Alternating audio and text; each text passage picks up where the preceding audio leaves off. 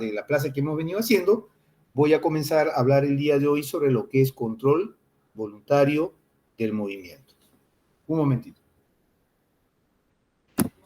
Ya habíamos visto todo lo que viene a ser el movimiento reflejo y vamos a hablar sobre los principios generales de la organización central de las vías motoras.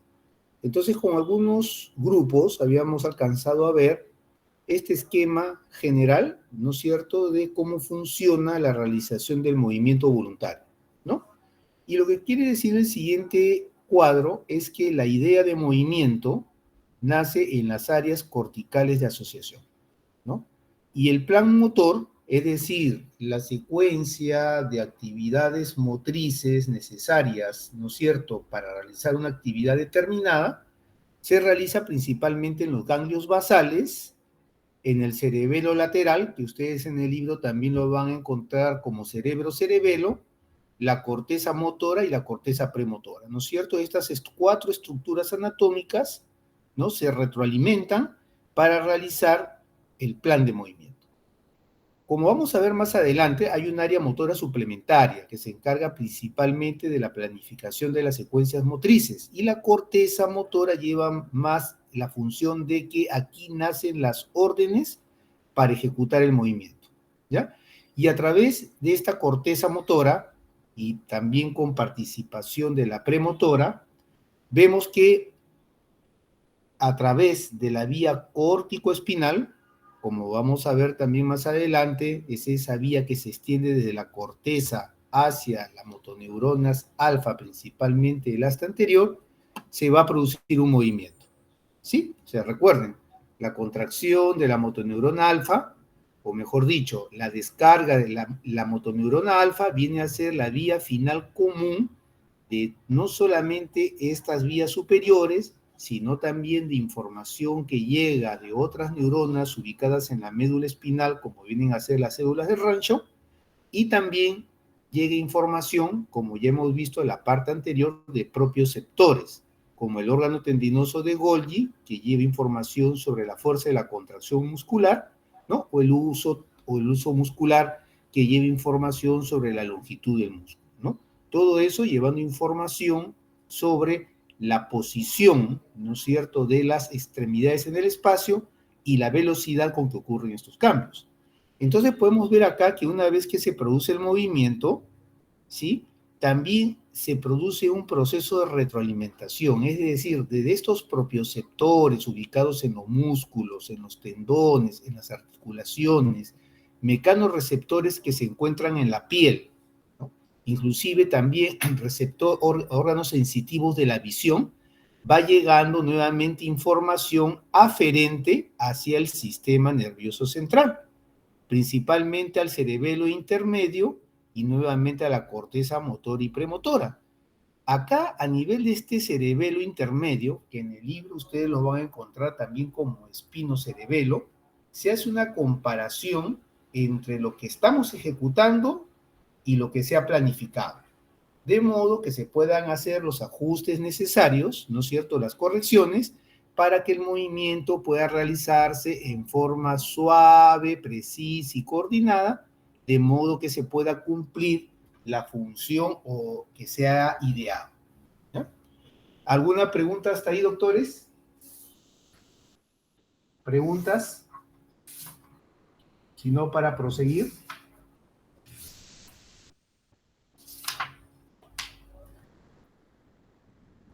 ¿Ninguna? Bien. Entonces, las ideas principales, ¿no? Corteza motora, salen las órdenes que ejecutan el movimiento, ¿sí? Hay una corteza motora suplementaria, como vamos a ver más adelante, que es la que principalmente planifica, y hay una corteza premotora, ¿sí?, que es la que establece la postura al inicio de un movimiento planificado, ¿no?, y es la que prepara al individuo para moverse, ¿no? Y a través de la vía córtico-espinal, es decir, de la corteza hacia el asta anterior de la médula espinal, viajan impulsos nerviosos hacia la motoneurona alfa para producir la contracción del músculo. Y esta contracción muscular es la que va a producir cambios, ¿no es cierto?, en la disposición de las articulaciones.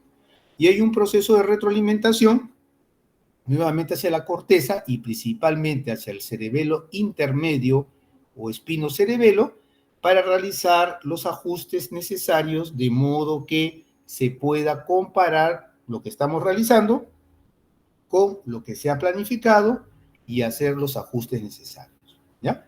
Esta vía córtico-espinal, que es la principal vía motora, como les he explicado a ustedes, ¿no es cierto?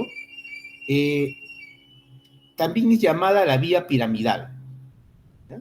Y hay una vía córtico-vulvar, es decir, no todas las neuronas de la corteza van a hacer sinapsis con las motoneuronas alfa, que están ubicadas, y gamma, en el asta anterior, sino que hay un grupo de fibras que se van a dirigir hacia los homólogos de estas motoneuronas correspondientes a los pares craneales, ¿sí?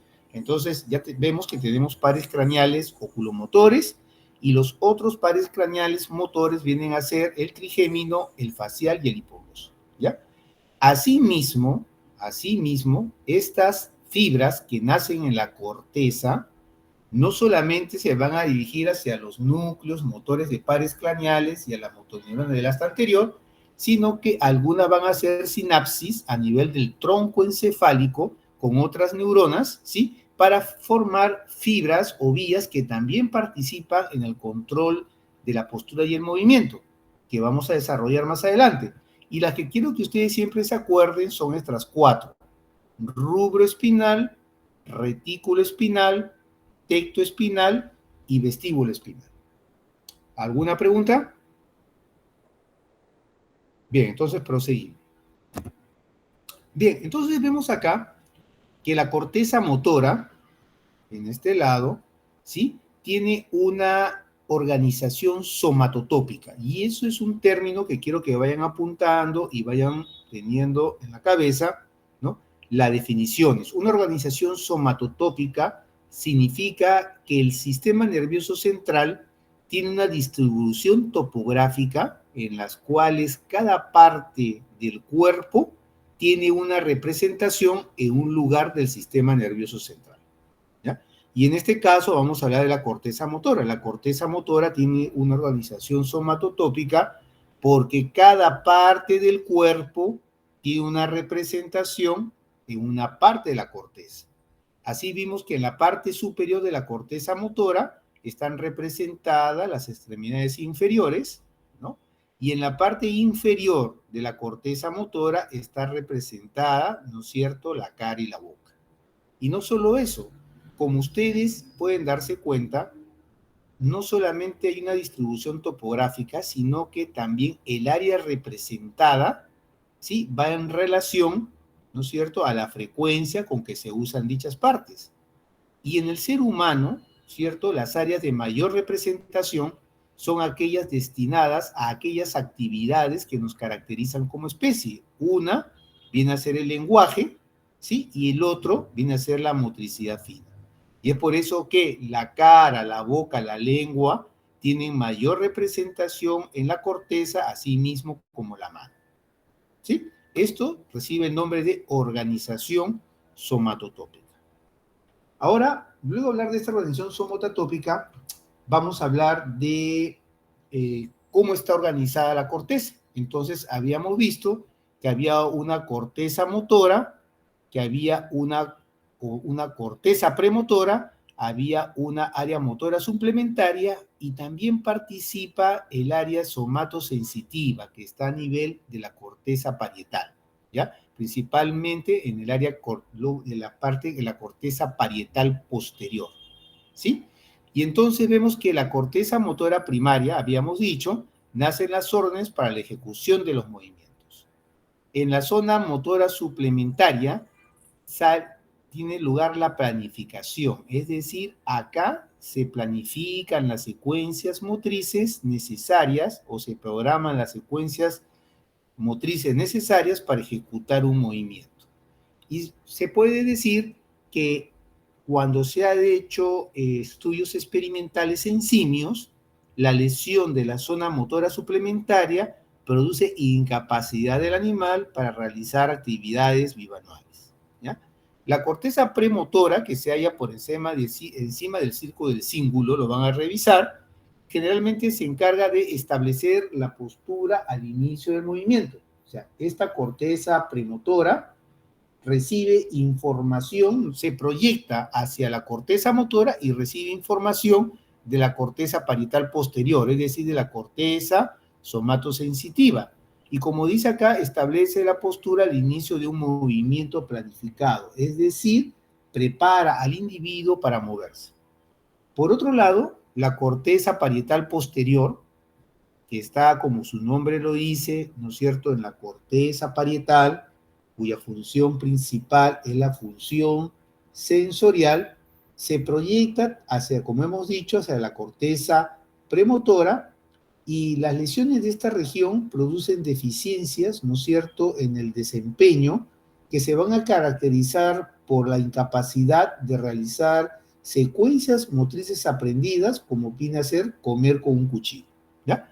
Recordar siempre que tanto la corteza motora, la motora complementaria, la corteza premotora y la corteza parietal posterior tiene una organización somatotópica. No puede ser tan detallada quizás como la corteza motora primaria, pero sí tiene una organización somatotópica en las cuales distintas partes del cuerpo están representadas. ¿Alguna pregunta hasta ahí? Bien. Entonces, vamos a hablar sobre el control de los músculos axiles y distales, y vamos a hablar de los haces córtico-espinal y córtico-vulvar, ¿no?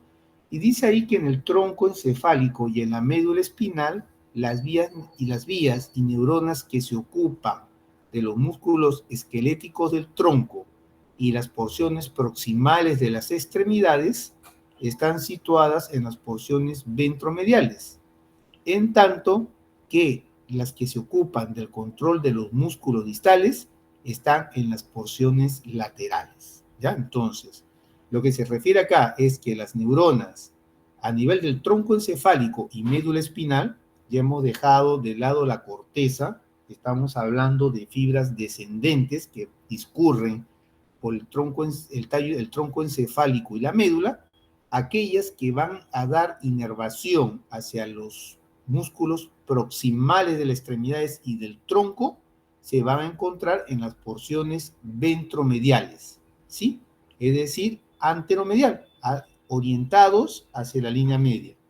En tanto que las que se ocupan del control de los músculos distales están en las porciones laterales. Y eso vamos a quizás verlo a medida que vayamos desarrollando el siguiente tema. Esta viene a ser la vía córtico-espinal. ¿Por qué? Porque van a ser de la corteza motora y se va a dirigir, ¿no es cierto?, hacia la médula espinal, ¿sí? En las primeras neuronas motoras, generalmente de la vía córtico-espinal, se encuentran en el giro precentral, en el área 4. Giro precentral, por delante de la cisura de Silvio, también llamada, ¿no es cierto?, circunvolución frontal ascendente. Y ustedes ven cómo sus axones, ¿sí?, discurren, ¿sí?, pasando por la cápsula interna, y casi el 80% de estas fibras córtico-espinales se van a decusar a nivel del bulbo para pasar hacia el lado contralateral. Acá dice haz córtico-espinal lateral, 80% de las fibras, ¿no es cierto? Es decir, estas fibras están discurriendo por la parte lateral de la médula espinal. ¿Para qué? Para hacer sinapsis, como ya hemos visto con la segunda neurona motora, que está ubicada en el asta anterior. ¿Sí? Acá está la motoneurona gamma, la motoneurona alfa. Ubicación, ¿sí?, asta anterior de la médula espinal. ¿Para qué? Para que por medio de sus axones ir hacia los órganos efectores que vienen a ser los músculos, el músculo estriado. Pero por otra parte, vemos que un 20% de las fibras de las córtico-espinal no se decusan hacia el lado contralateral, ¿no es cierto?, sino que siguen descendiendo, ¿sí?, hasta llegar al nivel en donde van a hacer sinapsis con las motoneuronas del asta anterior. Puede ser una interneurona o puede ser una motoneurona alfa o gamma. Pero aquí, como dice, este haz córtico-espinal ventral hace sinapsis con las neuronas que se encuentran hacia la parte medial del asta anterior. Es decir, va a dar inervación a aquellos músculos, ¿sí?, que se encargan principalmente de la motricidad gruesa y del control de la postura y el movimiento. Para repetir, vemos acá, haz córtico-espinal o vía piramidal, 80% de la fibra se decusan y van a hacer sinapsis con estas células que se encuentran en la porción lateral del asta anterior. Es decir, son las neuronas que van a dar inervación a los músculos distales, que son los que participan principalmente en la motricidad fina. Y por otro lado, el 20% de las fibras que no se decusan, sino que lo hacen a nivel medular, en que van a hacer sinapsis con la segunda neurona motora, lo hacen hacia las neuronas que se encuentran en las porciones mediales, por decirlo así, del asta anterior. De modo que van a dar inervación a los músculos proximales que participan principalmente en el mantenimiento y control de la postura. ¿Alguna pregunta hasta ahí? Entonces, en resumen, las motoneuronas del asta anterior que se encuentran hacia la parte medial, es decir, cercas a la línea media, dan inervación a los músculos proximales de las extremidades y a los músculos del tronco, de modo que participan en la motricidad gruesa y en el mantenimiento de la postura.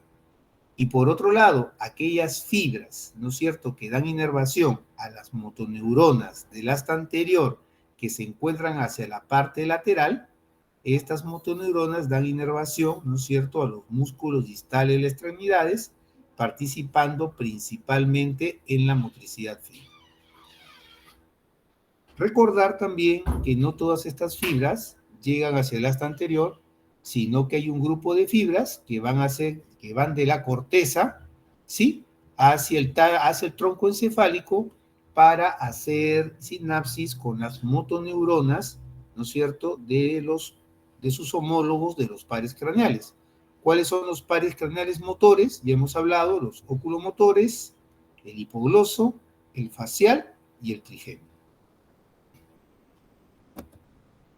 Bien, habíamos mencionado también anteriormente, ¿no?, que no todas fibras o no todos los axones que nacen de la motoneurona, de la primera motoneurona de la corteza, van a llegar hacia el asta anterior de la médula espinal, ¿no es cierto?, sino que hay un grupo de neuronas que van a hacer sinapsis también con grupo de neuronas que se encuentran en el tallo encefálico y que también están implicadas en la postura y el movimiento voluntario.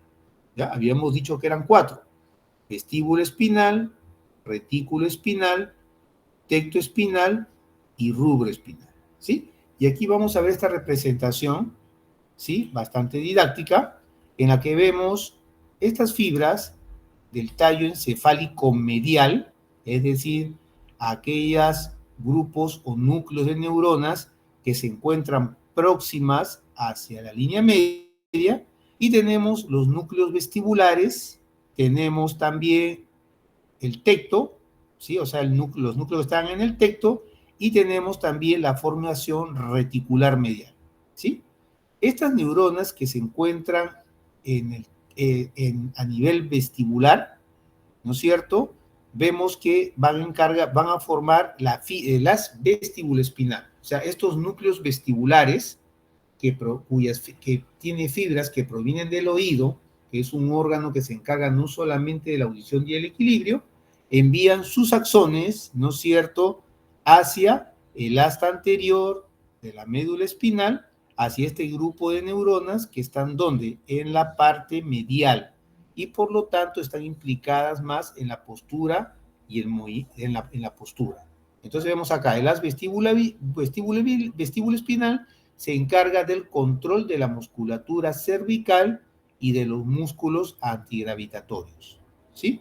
Luego tenemos el haz retículo espinal, que se origina ¿dónde? En la formación reticular, y cuyos axones también van a hacer sinapsis con neuronas que están ubicadas en la parte media del asta anterior y que van a participar en el mantenimiento de la postura y la modulación del tono muscular. Es decir, ¿no es cierto?, dan inervación también a las motoneuronas GABA.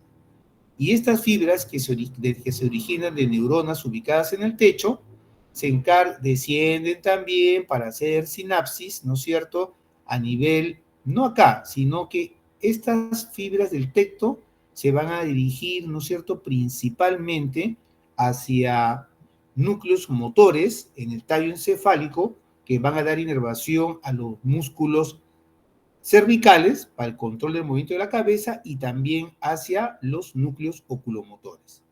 Entonces, para hacer una revisión, vías del tallo encefálico, ¿no es cierto?, que se ubican en la parte medial. Vestíbulo espinal, ¿sí?, que se encarga del control de la musculatura cervical y de los músculos antigravitatorios. Retículo espinal, mantenimiento de la postura y modulación del tono muscular, y el aspecto espinal, que se encarga del control de los movimientos de la cabeza y los ojos, ¿ya?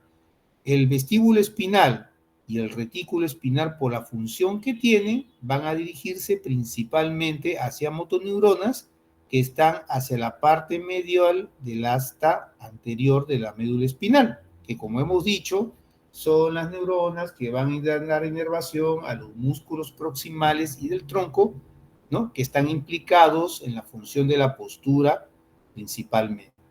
Y por otro lado, el aspecto espinal controla movimientos de cabeza y ojos, por lo tanto, enviará sus axones hacia fibras o hacia neuronas en el tronco encefálico que dan inervación hacia la musculatura cervical, y también en el tronco encefálico dará inervación a aquellos músculos, a aquellos núcleos de pares craneales que dan inervación a los músculos oculomotores, tercero, cuarto y sexto, ¿sí?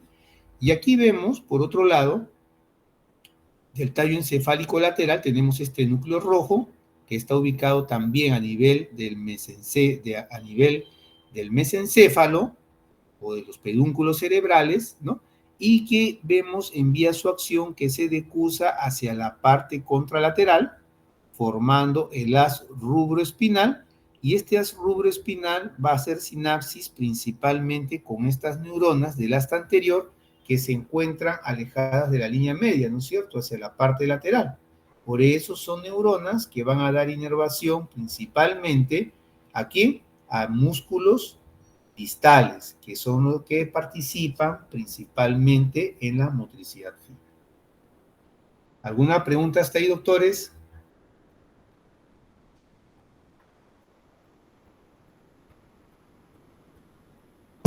¿Preguntas?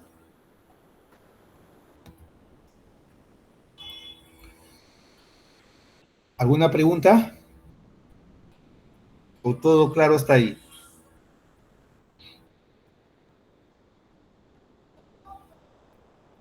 ¿Qué dice mi delegada Lalesca? La doctora Lalesca. ¿Qué dice, doctora?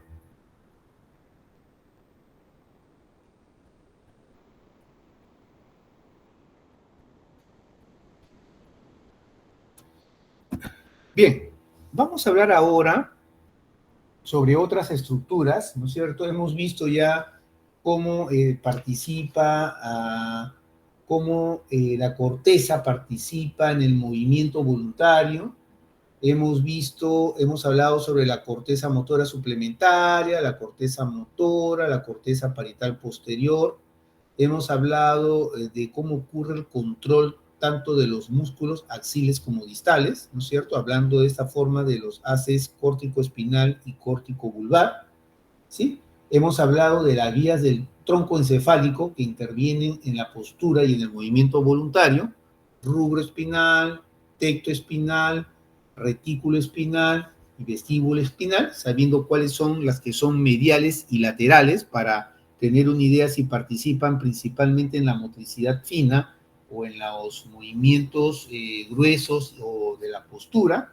Y vamos a hablar ahora sobre los ganglios basales, teniendo algunas consideraciones anatómicas, ¿ya?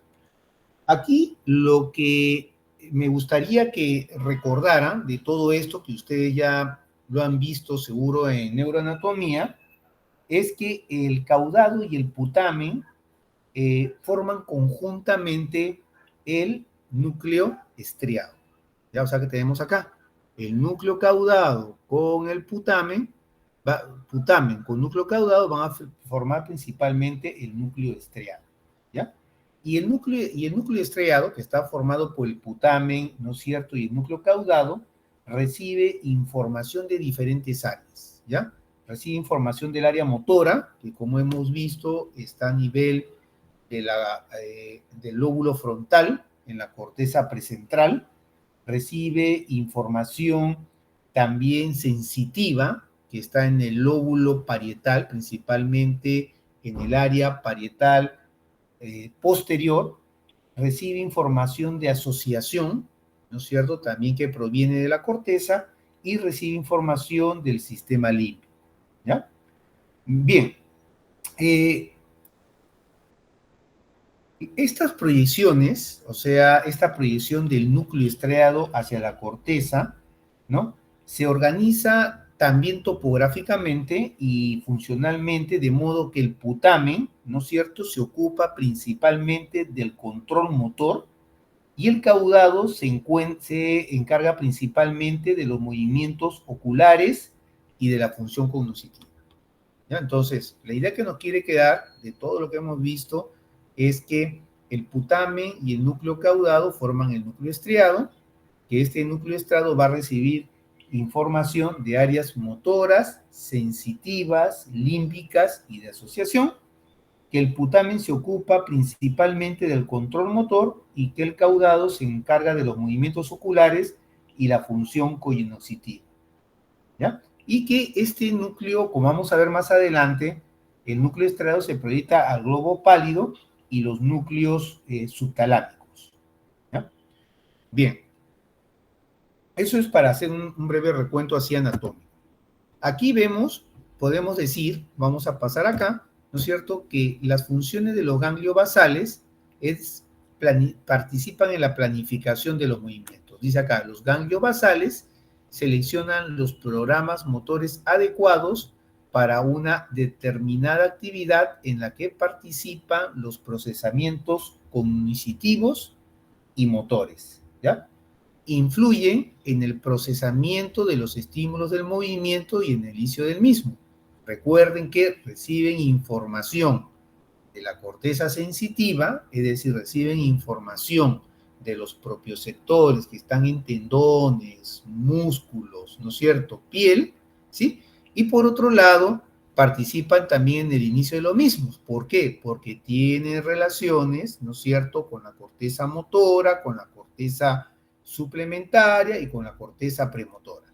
Dice, ajustan la información aferente del programa de motor para realizar los movimientos adecuados, ¿ya? Esto tiene principalmente importancia, ¿no es cierto?, en los programas motores de los movimientos finos, ¿sí? Por ejemplo, cuando ustedes escriben manualmente, ¿ya? Y aquí, en el cuadro anterior, este es un cuadro que creo que son lo que les debe quedar de las funciones principales de los ganglios basales. Seguro en la parte práctica, al desarrollarla, van a encontrar un mejor entendimiento para cuando se entiende la fisiopatología del Parkinson. Y aquí hay una representación, ¿no es cierto?, de los circuitos, ¿sí?, del sistema de los ganglios basales. ¿Qué podemos? Eso es algo más teórico, que es bueno que tengan en consideración, ¿no?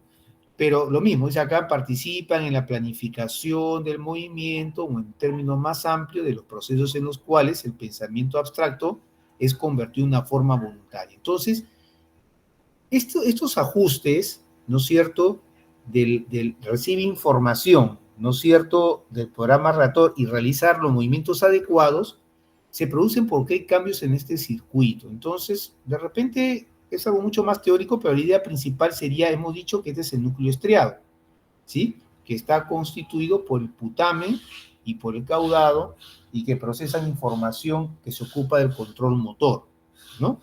Entonces vemos acá que el núcleo estriado recibe información tanto de la corteza cerebral como del tálamo, ¿sí? Y vemos que esta información es de tipo excitatorio. Cuando vean ustedes en neurofisiología Líneas continuas se refiere a que un efecto estimulante, ¿no es cierto? ¿Qué podemos decir acá? Que la única vía de salida, ¿no es cierto?, del grupo de ganglios basales hacia el tálamo o hacia los núcleos del tallo encefálico, vienen a ser ¿qué cosa? Vienen a ser el globo pálido, ¿sí? O sea, las fibras del globo pálido constituyen la única vía de salida de este circuito de los ganglios basales, ¿sí? Vemos que se dirigen, acá tiene efecto inhibitorio hacia el tálamo y tiene efecto inhibitorio hacia los núcleos frontopedunculares, cuyas fibras se dirigen hacia el tallo encefálico y la médula espinal. Vemos también acá que como parte de los ganglios basales tenemos que hay un globo pálido, su segmento interno, un globo pálido, su segmento externo, hay unos núcleos subtalámicos, hay una sustancia negra, reticular y compacta, y que en esta sustancia reticular negra compacta se produce la dopamina, que tiene un efecto inhibitorio sobre el núcleo estriado, ¿ya?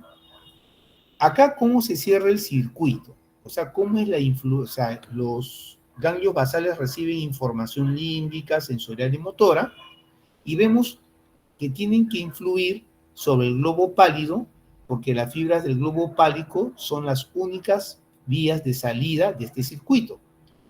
Vemos que el globo pálido, por ejemplo, tiene un efecto inhibitorio, ¿no es cierto?, sobre el tálamo, ¿sí? Y vemos acá que cuando el núcleo estriado inhibe al núcleo pálido, se va a producir la incapacidad de este para inhibir al tálamo. De modo que el tálamo va a tener una influencia principalmente excitatoria sobre la corteza. ¿Sí? Vemos acá, ¿no? Tiene el globo pálido, generalmente inhibe al tálamo, pero cuando el núcleo estriado inhibe al globo pálido, a su segmento interno, se pierde parte de esta capacidad inhibitoria y el tálamo tiene una función excitatoria sobre la corteza, ¿sí? Por otro lado, podemos ver acá, ¿no es cierto?, que el núcleo estriado inhibe al globo pálido, pero no en su segmento interno, sino en su segmento externo, ¿sí? De esta manera se va a reducir la inhibición sobre el núcleo subtalámico. Y al inhibirse la inhibición sobre el núcleo subtalámico, se permite que se excite el globo pálido interno, por lo que este aumenta su inhibición sobre el tálamo y el tálamo también ejerce un efecto inhibitorio sobre la corteza, ¿ya? Es esa forma como dice ahí, se van ajustando la información aferente del programa motor para realizar los movimientos adecuados. Es algo bastante teórico, pero básicamente para que tengan una idea, ¿no? Entonces vemos que el núcleo estriado, como hemos visto, va a recibir información tanto de la corteza como del tálamo, ¿sí? Información sensitiva, principalmente del tálamo, donde se encuentra la tercera neurona sensitiva, información motora de la corteza, ¿no es cierto?, donde está la primera neurona motora. Y que las influencias que recibe el nervio estriado, ¿sí?, tanto de la corteza como del tálamo, es principalmente excitatoria. Pero esto se puede modificar en forma indirecta, ¿no es cierto? Porque cuando el estriado, como dice acá, ¿no?, inhibe al globo pálido en su segmento interno, este pierde su capacidad de inhibición sobre el tálamo, de modo que hacia la corteza va llegando información excitatoria. Pero por otro lado, ¿sí?, cuando el estriado ejerce inhibición sobre el globo pálido en su segmento externo, ¿sí?, este disminuye su inhibición sobre los núcleos subtalámicos, ¿sí?, de modo que aumenta la excitación del globo pálido y este puede excitar mucho más al tálamo, de modo que se ejerce un efecto inhibitorio sobre la corteza cerebral, que como hemos dicho, es donde nace y donde se planifica y nacen las órdenes para la ejecución del movimiento. ¿Preguntas hasta ahí? Al final les preguntaré yo entonces, ¿ah? Bien, vamos a hablar entonces ahora del cerebelo, ¿no es cierto? Que como muchos de ustedes ya han visto anatomía, y lo había dicho un alumno en el grupo de prácticas, dice que se encuentra en medio de los principales sistemas sensitivos y motores del tronco cerebral, del tronco del encéfalo, perdón, ¿no? Está constituido, ¿no es cierto? Si nosotros recordamos anatómicamente, podemos decir que desde el punto de vista anatómico, el cerebelo se divide en tres partes por dos fisuras transversas, la posterolateral, que separa el nódulo y el flóculo a cada lado del resto del cerebelo, y una fisura primaria que separa, ¿no es cierto?, el resto del cerebelo en un lóbulo anterior y uno posterior. Aquí vemos que el cerebelo está conectado con el tronco encefálico por tres pares de pedúnculos situados por encima y alrededor del cuarto ventrículo. Tenemos entonces el pedúnculo cerebeloso superior, acá está más o menos diagramado, ¿sí? Que comprende fibras de los núcleos cerebelosos profundos que se proyectan hacia el tronco del encéfalo, núcleo rojo y el tálamo. Es decir, en el pedúnculo cerebeloso superior encontramos fibras aferentes, ¿no es cierto? Eferentes, principalmente motoras, que se dirigen hacia el tronco del encéfalo, el núcleo rojo y el tálamo.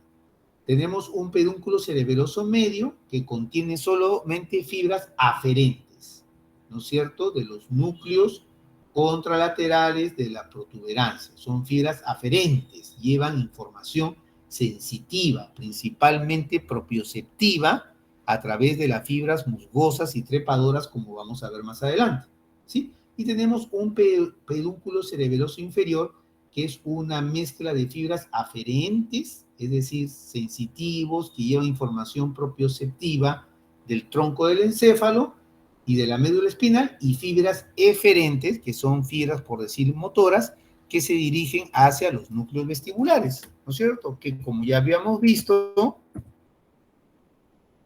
dan origen a la vesícula espinal, que se encarga principalmente del control de la musculatura cervical y de los músculos antigravitatorios, ¿ya? Eso lo pueden encontrar en el libro, eso es lo principal que quiero que se interesa.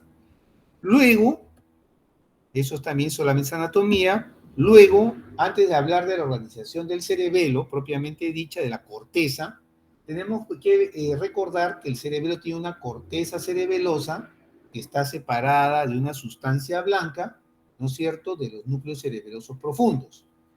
Entonces, los núcleos, como habíamos mencionado, los pedúnculos cerebelosos medio e inferior transportan fibras hacia el cerebelo, que se denominan fibras musgosas y trepadoras, que provienen que llegan a los núcleos colaterales, a los núcleos profundos, del cerebelo, y van a llegar hacia la corteza, ¿no? Y habíamos hablado con el grupo de práctica, de repente aclarar, habían mencionado que los núcleos profundos del cerebelo eran tres, pero hasta, bueno, me imagino puede haber cambiado bastante. Yo tengo entendido que eran cuatro, ¿no? Era el dentado, globoso, emboliforme y fastigiados, ¿no? Y que el núcleo globoso, y la respuesta podría ser que el globoso y el emboliforme se agrupan para formar el núcleo interpósito, ¿ya? Entonces, de repente ahí viene esa pregunta que había quedado en la práctica, si eran cuatro o tres, depende, ¿no? Si consideras al núcleo globoso y al emboliforme como un solo núcleo, que es el interpósito, podríamos decir que son tres, pero si consideramos cada uno por separado, serían cuatro, ¿no? Globoso, fastigium, dentado y emboliforme. Aquí vemos un esquema, ¿no?, de la representación de la corteza cerebelosa, ¿no? Y tenemos que la corteza, ojo, tenemos corteza, sustancia blanca, núcleo profundo. Vamos a hablar de la corteza. La corteza está constituida por tres capas. La más externa viene a ser la capa molecular, ¿sí? Y en esta capa molecular vamos a encontrar principalmente a las células de estrelladas y las células en canasta, ¿sí? Luego tenemos la capa de las células de Purkinje, que está constituida por las células de Purkinje, que son una de las neuronas más grandes que hay en el sistema nervioso central, ¿sí? Y luego tenemos una capa granular donde vamos a encontrar a las células de la granulosa, ¿no es cierto?, y a las células de Golgi, ¿ya? Lo que sí vamos a ver más adelante es que las únicas fibras eferentes que salen de la corteza cerebelosa y que se proyectan hacia los núcleos cerebelosos profundos pertenecen a quién? A las células de Purkinje. Resumen: corteza cerebelosa, una capa molecular externa que está constituida por las células en canasta, las células estrelladas, una capa de las células de Purkinje que está constituida por las células de Purkinje y una capa granulosa que está constituida por las células granulosas, ¿no es cierto?, y las células de Golgi, ¿sí? ¿Qué más considerar? Que las únicas fibras eferentes que salen de la corteza pertenecen a las células de Purkinje, ¿sí? Y estas células de Purkinje van a llegar principalmente ¿hacia dónde? Hacia los núcleos profundos del cerebelo. La información aferente, es decir, la información propioceptiva proveniente, ¿no es cierto?, del cuerpo, ¿sí?, viene a través de estas fibras trepadoras y estas fibras musgosas, ¿ya?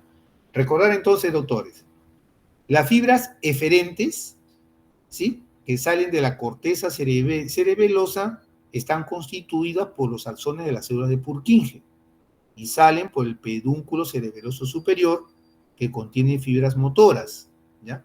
Las fibras aferentes son las que llevan información sensorial, principalmente propioceptiva, hacia la corteza cerebelosa. Son de dos tipos: las fibras ascendentes o fibras trepadoras, ¿sí?, y las fibras musgosas, ¿ya? Provienen, ¿no es cierto?, del tronco encefálico, ¿sí?, de diferentes partes del cuerpo, de diferentes núcleos de la protuberancia, las fibras musgosas, trepadoras, pero principalmente el núcleo olivar inferior, y van a llevar hacia la corteza. ¿Qué otra cosa habría que recordar? Que estas fibras aferentes, que llevan información propioceptiva principalmente, fibras trepadoras y fibras musgosas, como ustedes ven, son excitatorias, ¿ya? Las fibras trepadoras llegan hacia las células de Purkinje llevando información excitatoria. Las fibras de las fibras musgosas, o sea, las fibras trepadoras y las fibras musgosas llevan información propioceptiva hacia los núcleos profundos, ¿ya? Recordar. Vamos, de repente voy a ordenarme yo un poquito mejor. Tenemos acá la corteza. Creo que este esquema es mucho más didáctico. Esta es la corteza, ¿sí? Vemos células de la granulosa, vemos células de Golgi, vemos células en canastas, podemos ver células en estrella por acá y las células de Purkinje, ¿sí? Vemos acá los núcleos dentados del cerebelo, emboliforme, fastigio, ¿no?, dentado, etc. Vemos también acá que llegan fibras que llegan con información sensorial principalmente propioceptiva desde los núcleos del tronco encefálico, las fibras trepadoras y las fibras musgosas. Ambas llevan información excitatoria tanto hacia los núcleos profundos como hacia las células de la corteza cerebelosa, ¿sí? ¿Vemos acá? Estas fibras trepadoras o ascendentes dan estímulos excitatorios tanto a los núcleos profundos como a las células de Purkinje. Por otro lado, estas fibras musgosas, que también llevan información sensorial y cuyos axones están en el tallo, sus neuronas están en el tallo encefálico, llevan también impulsos excitatorios hacia las células de los núcleos profundos y hacia principalmente estas, las musgosas, hacia las células de la granulosa. Hasta ahí vamos, ¿ya? Un dato importante. De las células nerviosas que están en la corteza cerebelosa, todas son inhibitorias. Miren, la célula de Golgi inhibe a la célula granulosa. Las células en canasta inhiben, ¿no es cierto?, a la célula de Purkinje. La célula de Purkinje, cuyos axones constituyen la única vía de salida de la corteza hacia los núcleos de cerebelo, inhibe a los núcleos de cerebelos. La única interneurona de la corteza cerebelosa que es excitatoria viene de las células de la granulosa. Y miren cómo ocurre este circuito. Viene información sensorial excitatoria hacia la célula de Purkinje, ¿sí? Viene información excitatoria hacia la célula de la granulosa. Pero la célula de la granulosa, vemos que su axón se proyecta para luego dividirse en forma de T y recorrer un largo trayecto, por lo que se llaman fibras paralelas. Se dirigen hacia esta célula del Golgi en donde tiene un efecto excitatorio. Pero como hemos dicho que la célula de Golgi es una neurona inhibitoria, la excitación de la célula de Golgi produce ¿qué cosa? Inhibición de la célula de la granulosa. Por otro lado, vemos que esta célula de la granulosa excita también a la célula de Golgi, las células de canasta, pero la célula de canasta es una neurona inhibitoria que al ser estimulada inhibe a la célula de Purkinje, ¿sí? Y vemos acá que al final la estimulación de la célula de Purkinje, ya sea por las fibras ascendentes, ya sea por las células en canasta o por las fibras paralelas, produce impulsos inhibitorios de la célula de Purkinje hacia los núcleos profundos. De modo que la función cerebelo es principalmente modular los impulsos eferentes excitatorios de los núcleos cerebelosos profundos hacia el tronco del encéfalo y hacia el tálamo.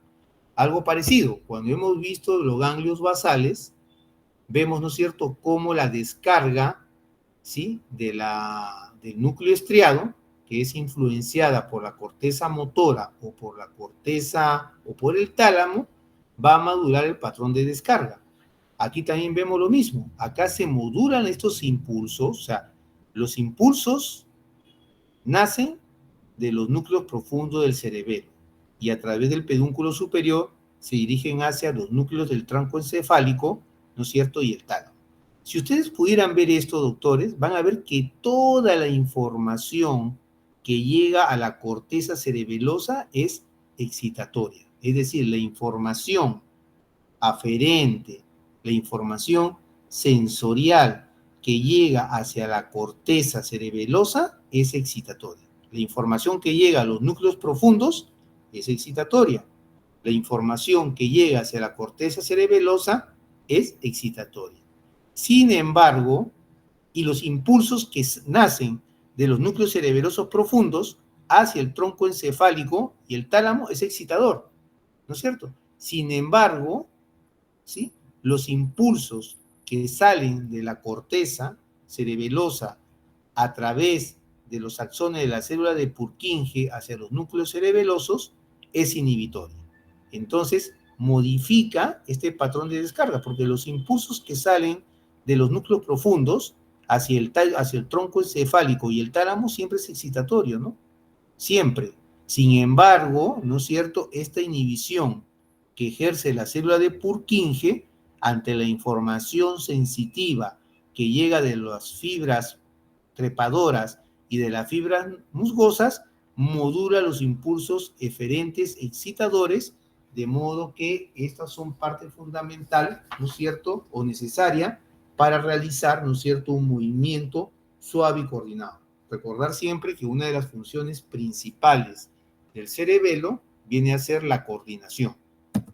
Y aquí vemos, ¿no es cierto?, cuando hablamos de estas fibras aferentes que vienen, ¿no es cierto?, de diferentes partes del cuerpo, llevando información sensitiva, vemos cuáles son las principales vías, ¿no es cierto?, que llegan hacia el vero y qué tipo de sensación transmiten. ya solamente para que vean un poquito, revisen bien cómo llegan impulsos auditivos y visuales, impulsos propioceptivos principalmente, impulsos vestibulares. Pero o sea, vemos que hay impulsos vestibulares, estos están relacionados al mantenimiento del equilibrio, ¿sí? Vemos también que llegan impulsos propios, mayormente propioceptivos, ¿no? Relacionados al mantenimiento del control y la postura, ¿no? Y también del área del tecto, habíamos dicho que había un tecto espinal, ¿no? Y hay información que también llega impulsos auditivos y visuales. Y aquí vemos, para hablar de las divisiones funcionales, un ejemplo bien práctico, que lo hemos visto en la práctica con los casos clínicos, y vemos que tenemos a nivel del flóculo y el nódulo el vestíbulo cerebelo, que viene a ser la parte más primitiva del cerebelo, que envía proyecciones hacia los núcleos vestibulares, y es la parte del cerebelo que se encarga del equilibrio y los movimientos oculares. ¿Ya? Por otro lado, tenemos acá el espino cerebelo. ¿Sí? Este espino cerebelo vemos también que se encarga principalmente, ¿no es cierto?, de la ejecución motora. Envía tanto información a los sistemas ascendentes mediales, ¿sí?, como a los sistemas descendentes laterales. Habíamos dicho que su función principal de este espino cerebelo, que es la parte medial de los hemisferios cerebelosos, se encarga principalmente de la ejecución motora, es decir, compara el programa motor con lo que se está ejecutando, de modo que se puedan hacer los ajustes necesarios para lograr el movimiento deseado. Y por otro lado, esta área más prominente es el cerebro, ¿no es cierto?, cerebelo. También está constituido por las partes laterales de los hemisferios cerebelosos, se proyecta, ¿no es cierto?, a la corteza motora y premotora, y como hemos visto, junto a los ganglios basales, se encarga de la planeación del movimiento. Bien.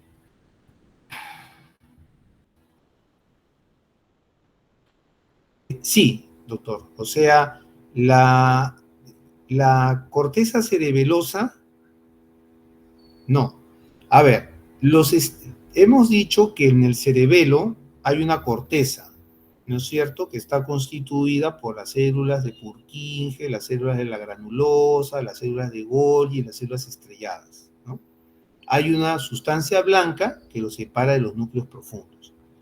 Los impulsos que nacen de los núcleos profundos del cerebelo hacia el tallo encefálico y el tálamo, que son impulsos motores, siempre son excitatorios, ¿ya? Lo que pasa es que el patrón de descarga de los núcleos cerebelosos profundos, que siempre es excitatorio, es modificado por la descarga de las células de Purkinje, que siempre es inhibitorio, ¿sí? O sea, la información propioceptiva que llega a la corteza cerebelosa es excitatoria, ¿sí?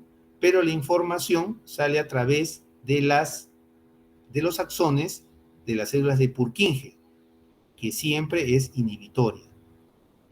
Y como los impulsos de los núcleos profundos siempre excitatorio, lo que se hace es modular, ¿no es cierto?, que el patrón de descarga de repente no sea tan frecuente, sino un poco más modulado. ¿Respondo su duda, doctor Estevillón? Perfecto.